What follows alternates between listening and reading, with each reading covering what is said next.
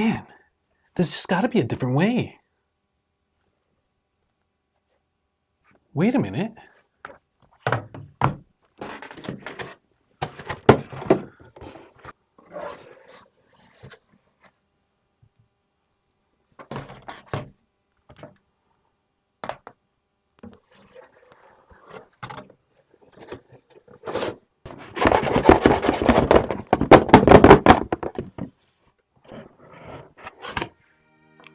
Whew.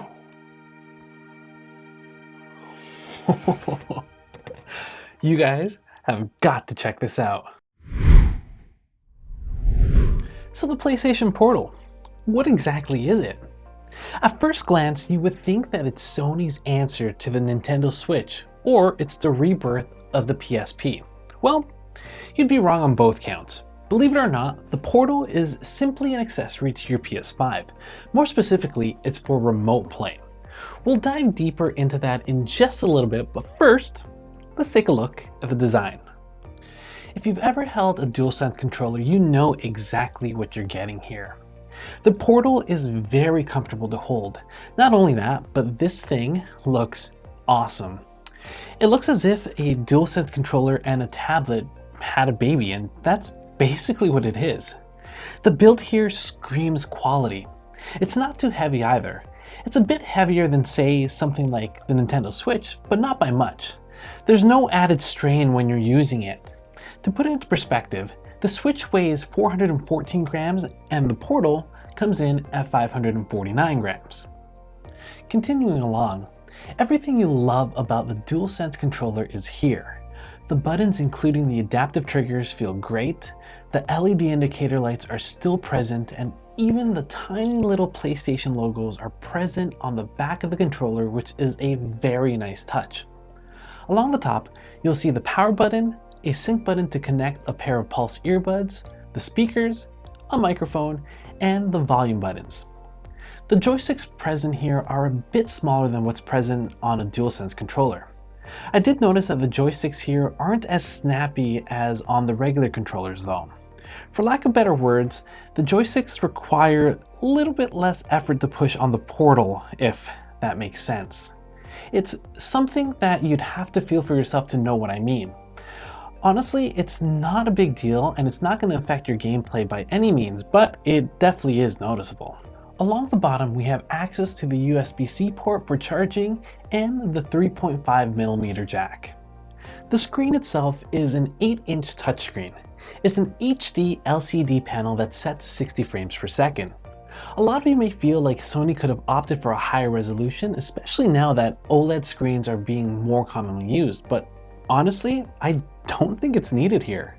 The screen is small enough where the HD resolution looks great. As for the touchscreen, its main function is to serve as a touchpad like on the DualSense controller. It works in the form of two squares on the screen and you can slide your fingers around like you would on the controller. It would have been cool if you can swipe through the main screen like you can on the Switch, but unfortunately you can't. So like we said earlier, the Portal is not a standalone console. There's no slot for a memory card or game cartridges. The Portal is actually an accessory. It's meant to be a remote player for your PS5. In other words, you're literally streaming everything that's on your PS5 onto your Portal. Unfortunately, this means that you will not be able to use the Portal without a PS5. The minute you turn it on, it looks for a PS5 to connect to. But once you're signed in and connected, you can unlock its full potential. All you really need is a good internet connection. In fact, Sony states on their website that you will need a connection of at least 5 megabytes per second, and if you wanted a better experience, you will need a connection of at least 15 megabytes per second. So really, as long as you have good internet, you'll be fine. I've owned the Portal for the past few weeks, and I gotta tell you, I've really been enjoying it. A lot more than I expected. To put into perspective, my internet speed is 40 megabytes down and 10 megabytes up. For the most part, I've had very little issues with my Portal. It's so nice to be able to play my PS5 games without actually being in front of the TV. I've mainly been using it right before bed. I'll game for about an hour and then when I'm tired enough, I'll shut it off and pass out. Or if I want to multitask, it's so nice to be able to watch a show, movie, or even a Real Madrid game while getting my gaming fix in.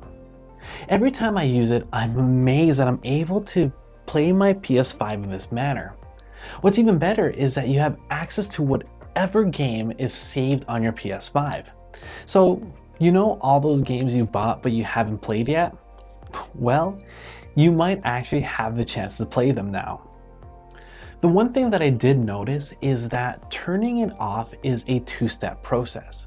First, you have to turn your PS5 off or set it into rest mode. This won't turn the portal off.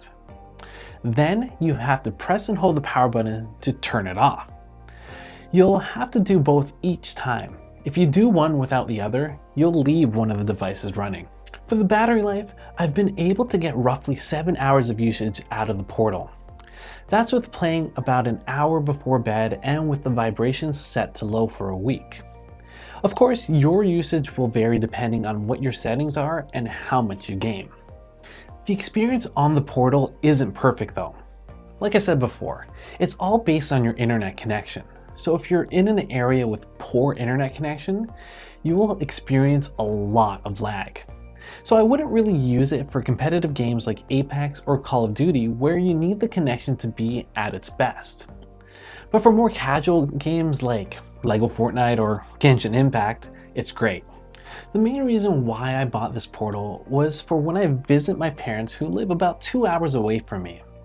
I really wanted to make sure that you didn't need to be on your home network for the portal to work. So I put it to the test. When I got there, I turned my portal on and connected it to the Wi-Fi.